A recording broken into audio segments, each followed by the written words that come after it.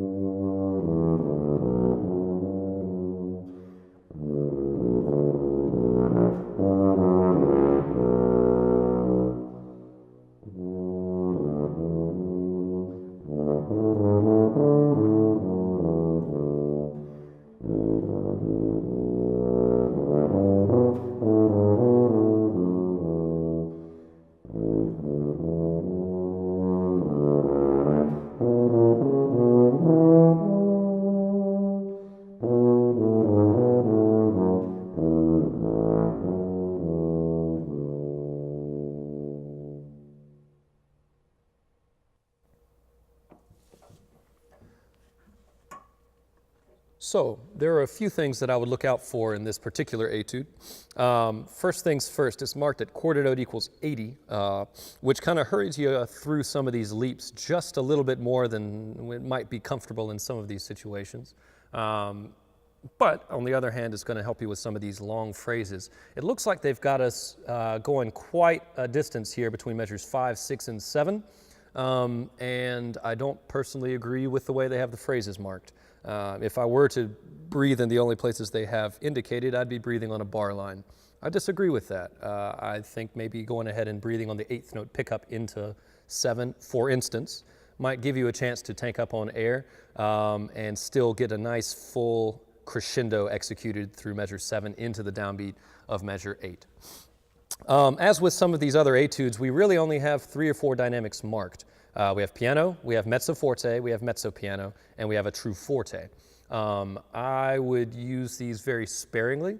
Keep in mind that what we're looking for here is contrast. So an initial piano, perhaps we start a little more confidently, but not too bright, just so that we have room for a high mezzo forte in the first couple of measures here, measures 1 and 2, and then again in 3 and 4, for instance. How are you going to know when it's enough? You need to record yourself. You need to set we have technology these days that lets you record yourself almost instantly with a smartphone or on a computer. I would set one up, move yourself a few feet away from it, and then play down the line. Make sure that you hear a dynamic change and that the tone color stays relatively consistent throughout the change in dynamics, and you'll be all set. Another great way to practice this would simply be to sing it. I've said it before, and I'll keep saying it again and again and again. You don't need to be an opera star to sing these things, but perhaps you do have good pitch, and you do have the musicality in mind that you want to execute when you apply this song onto the physical tuba. Fingering-wise, this just isn't the most difficult key to work in here in the key of D major, but it does present a few small challenges. Make sure that you're minding the intonation on your B naturals in particular. When you go into the lowest register here, moving down from measure 10 into measure 11, go ahead and keep the air warm. It's marked mezzo piano, not piano. Go ahead and let it be warm. The lower tessitura is going to take care of some of that dynamic for you. And the same things apply at the end as they did in the beginning in terms of dynamic contrast. Go back and sing it. Then go back and play it. Make sure that you hear the differences. Other than that, there's some great opportunities for musicality here. I encourage you to take advantage of the Andante Espressivo and see what music you can make out of these notes. So I hope this helps. Make sure that you're taking big breaths and play musically. Good luck. So next on the page we have the Alla Marcia, excerpt at the bottom of the tuba page for the senior levels, grades 11 and 12 in the 2018 Georgia All-State Band Etudes.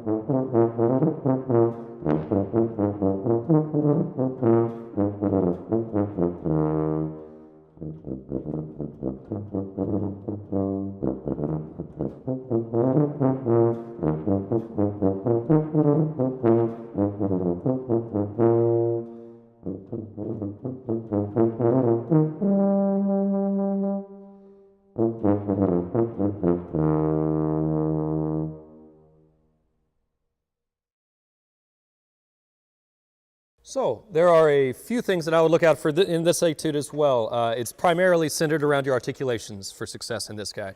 I see 1, 2, 3, 4 types of articulations just off the top of my head, not counting the slurring 16ths into a staccato.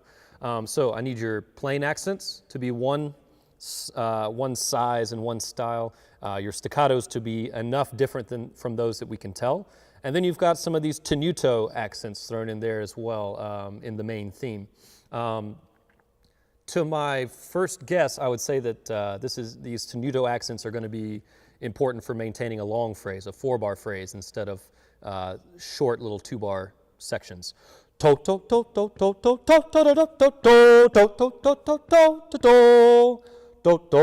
that's going to give you a 4-bar phrase.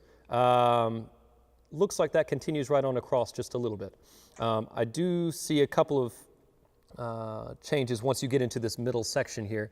At the lower dynamic, make sure that you keep the clarity in these articulations. Here's a couple of ideas about how to do that.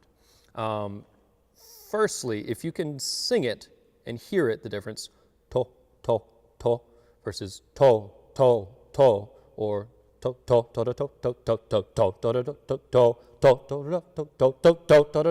to, you can hear the difference in length just with the voice, our oldest instrument, as it were. That's going to help your ear prepare for it.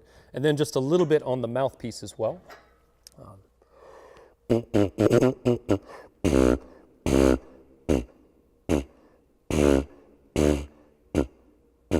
And getting a different length of note there. I think that's going to be your best bet for getting started there. Once you can hear it there, apply it to the instrument and see what you get. If you're not 100% happy with what you get while you're recording yourself on your phone or on your computer, do it again and again and again. Once it matches what you're looking for here, then you're all set. But I would learn that away from the horn first. Don't just keep trying it on the tuba. Learn it with the voice, learn it with the mouthpiece, and then see what you get.